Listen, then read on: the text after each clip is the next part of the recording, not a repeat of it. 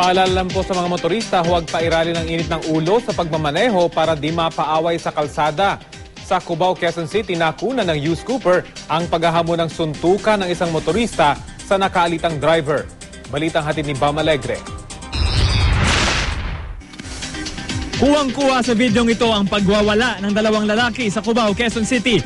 Kwento ni Youth Cooper Amiel Codilla, biglang nag-counterflow ang driver ng sinasakyan nilang pampasaherong AUV.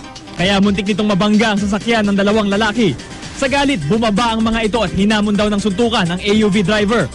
Sinuntok-suntok pa ang salamin ng pampasaherong AUV at tinadyakan. Ang pagwawala tumagal ng 10 minuto pero wala raw umaksyong pulis o traffic aid roon. Nayupi raw ang pintuan ng AUV, yung driver na natili sa loob. Maya-maya, isang lalaki ang bumaba mula naman sa isang van na nasa likod. May dalang tubo na tila panindak daw sa dalawang lalaking nagwala. At para raw matapos na ang gulo, pinaatras nito palayo ang nakahambalang na AUV. Muling paalala sa mga motorista, parating sumunod sa batas trapiko at sakaling maabutan ng aberya, hinay-hinay lang at idaan ang lahat sa mabuting usapan. Bam Alegre, GMA News. Pwede rin kayo magpadala ng mga video o litrato ng mahalagang balita, mag-log on sa www.uscoop.tv.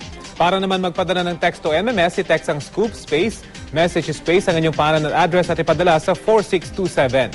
Paalala lang po sa ating mga Youth Cooper, yun lamang pong mga video at litratong pagmamayari nyo mismo ang ipadala sa amin.